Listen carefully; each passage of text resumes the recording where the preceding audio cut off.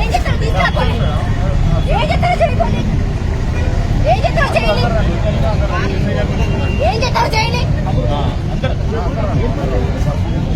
స్వదాహంలో పాతం ఎందుకు అడగాలి? నేను ఉమెన్ కమిషనర్ వరకు వెళ్ళినా, నేను వాడు నా జీవితంతో ఆడుతాడు. ఖచ్చితంగా నా లైఫ్ నాకు రావాలి, నా ఆస్తి రావాలి, నా పిల్లలు రావాలి. వాడు సెకండ్ మ్యారేజ్ చేసుకున్నాడు, నన్ను టార్చర్ చేస్తాడు. నాకు ఎక్కడ షెల్టర్ లేదు, ఏడే షెల్టర్ నేను అన్ని చూపెట్టి రైట్ వచ్చి పెడుతున్నా అంతే. టీవీ 9కి పోవాలి, కంపల్సరీ పోవాలి. వాడు నా ప్రాపర్టీస్ నా గోల్డ్ అక్కడ పెట్టుకొని నా మీద తప్పుడు కేసులు పెడుతున్నాడు. అందరినీ రైతు పక్కంట, నేను శ్రీకాంత్ గారిని పక్కంట, భావనలంటే పక్కంట. దానికి మొగుడున్నాడు, ఇద్దరు కొడుకులున్నారు. అది వదిలిపెట్టి నా లైఫ్ తోటి గేమ్ ఆడుతున్నది. అది ఖచ్చితంగా వాళ్ళిద్దరిని ఉరిశిక్ష తీయాలి, ఖచ్చితంగా ఉరిశిక్ష తీయాలి. వాళ్ళు నాకు నా పిల్లలకి న్యాయం జరగాలి, నా పిల్లలు నా దగ్గర ఉండాలి.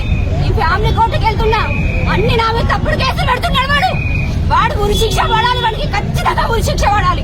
వాడు నాకు వద్దు, నా బంగారం నా పిల్లలు నా చేతికి రావాలి ఖచ్చితంగా. ఉత్తర తాడు లేకుండా చేసిన వాడు. కట్టుకున్న భార్య నేను సవితుందని సవితి ఫోన్ పెట్టిస్తాను అందరూ. నాకు ఎక్కడ షెల్టర్ లేదు, రోడ్డు మీద బ్రతికైంది. ఏం చేసుకుంటారో చేసుకోండి. వాడు శ్రీకాంత్ గాడు, వాడు లంచ కొడుకు, దొంగ వాడుకో.